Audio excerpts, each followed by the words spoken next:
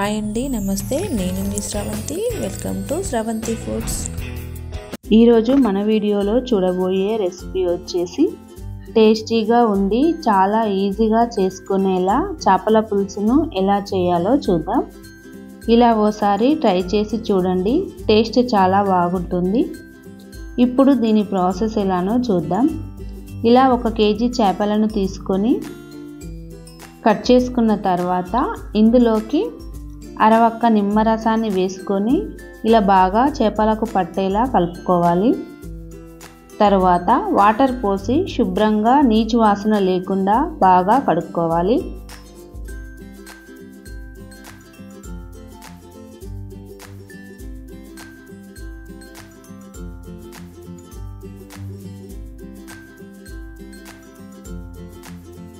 ఇలా కడుక్కున్న తర్వాత మీడియం సైజ్ ఆనియన్స్ని 2 కట్ చేసి పెట్టుకోవాలి.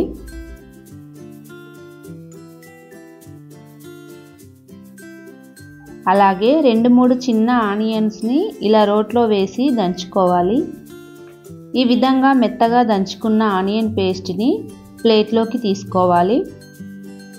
నేను ఇక్కడ చేపల పులుసును కట్టెల పొయ్యి మీద చేస్తున్నాను. పొయ్యి మీద ఇలా వెడల్పుగా ఉన్న గిన్నెను పెట్టుకొని 3 స్పూన్ల ఆయిల్ వేసుకోవాలి.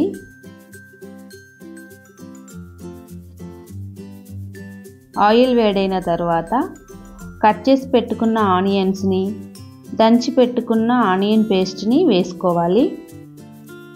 ఆనియన్స్ కాస్త ఫ్రై అయిన తర్వాత 2 స్పూన్ల అల్లం వెల్లుల్లి పేస్ట్ని వేసుకోవాలి. అలాగే 1.5 స్పూన్ పసుపుని వేసి అంతా కలుపుకోవాలి. పెద్ద స్పూన్తోని 2 స్పూన్ల కారాన్ని వేసుకోవాలి. 1.5 స్పూన్ సాల్ట్ వేసుకొని అంతా కలుపుకోవాలి. తర్వాత క్లీన్ చేసి పెట్టుకున్న చేప ముక్కలను వేసుకోవాలి.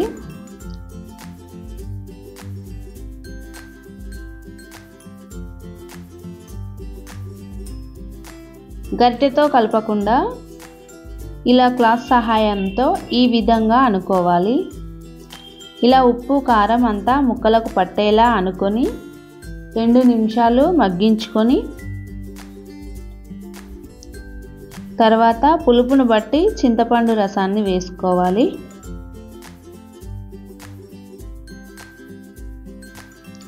ఇలా కలుపుకొని రుచి చూసుకొని పులుపు సరిపోకపోతే మరికొద్దిగా చింతపండు రసాన్ని వేసుకోండి.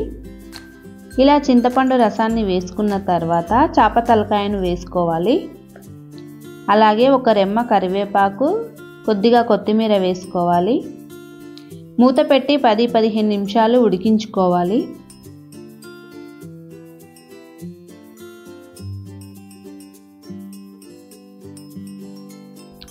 పులుసును ఇలా చిక్కగా అయ్యేలా మరిగించుకోవాలి.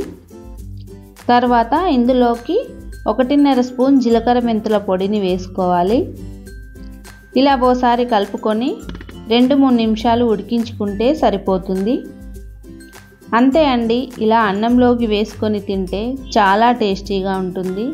తప్పకుండా ఓసారి ట్రై చేయండి. ఈ వీడియో కనుక మీకు నచ్చినట్లయితే మీ ఫ్యామిలీ అండ్ ఫ్రెండ్స్కి షేర్ చేయండి. తప్పకుండా మన ఛానల్ని సబ్స్క్రైబ్ చేసుకోండి. Thank you for watching.